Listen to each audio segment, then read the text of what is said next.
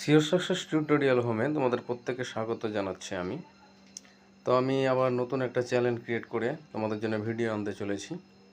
তো তোমরা প্রত্যেকেই যারা একাদশ এবং দ্বাদশ শ্রেণীতে পড়াশোনা করছো গ্র্যাজুয়েশন পর্যন্ত, তোমাদের ইতিহাস, দর্শন এবং রাষ্ট্রবিজ্ঞান এই 3টে সাবজেক্ট আমি পড়িয়েছি। তো তোমাদের জন্য প্রতিদিনই প্রায় ভিডিও আপলোড আমি করব। তোমাদের নিউ টপিক এসছে, মানে সিলেবাসটা নতুন এসছে। West Bengal council of higher secondary education for syllabus দিয়েছে 11-12 সাবজেক্ট। দর্শনটা আজকে আমি আলোচনা করব। তো দর্শনে তোমাদের এখানে মূলত 4টা সেমিস্টার করা হয়েছে। এই 4টা সেমিস্টারের মধ্যে প্রথম এবং দ্বিতীয় সেমিস্টার যেটা একাদশ শ্রেণী, এটা অবশ্য এই 2024-25-এ, মানে যারা এবছর মাধ্যমিক দিয়েছে 2024 সালে এবং 2024-এ যারা অ্যাডমিশন নিয়েছে ক্লাস 11-এ, তো তাদের জন্য সেমিস্টার কিন্তু লাগু হয়ে গেছে ক্লাস 11 থেকে। তো তাদের দর্শনের সিলেবাস চেঞ্জ করেছে, অনেকটাই প্রায় চেঞ্জ করেছে আমি দেখছি। কিছু লজিকও দেখছি এখানে ঢুকিয়ে দিয়েছে, আর ক্লাস 12 তো অনেকটাই চেঞ্জ হয়েছে।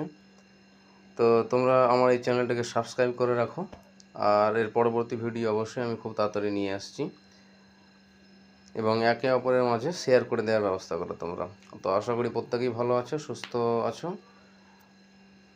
চলো দেখো তোমাদের সিলেবাসটা আমি বলে দিই একবার। তো সিলেবাসটা এখানে যেটা আছে সেটা হচ্ছে দর্শনের ধারণা আছে, অর্থাৎ ভারতীয় দর্শনের যে ধারণা, সেইখানে ভারতীয় দর্শন শব্দের অর্থটা কী, তারপরে রয়েছে যে বিভিন্ন সম্প্রদায়গুলো আছে, তারপরে জ্ঞান লাভের যে 6টা পদ্ধতি আছে, প্রমাণ সম্পর্কে ভারতীয় দর্শনের যে তত্ত্ব আছে সেইটা, আর চার্বাকরা কিভাবে অনুমান প্রমাণ খণ্ডন করেছেন।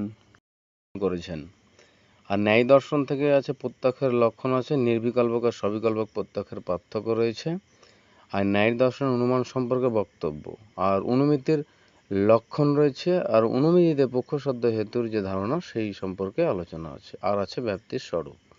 তাহলে এই যে এতগুলো 7টা টপিক এখানে আমি দেখতে পাচ্ছি, আর এখানে নম্বর বিভাজন দিয়ে দিয়েছি, তোমরা চাইলে স্ক্রিনশট করে নিতে পারো।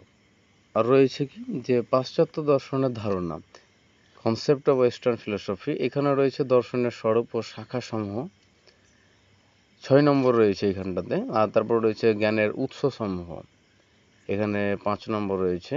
আর জ্ঞানের উৎস সম্পর্কে যে দুটো মতবাদ আমরা জানি, একটা হচ্ছে অভিজ্ঞতাবাদ আর একটা বুদ্ধিবাদ।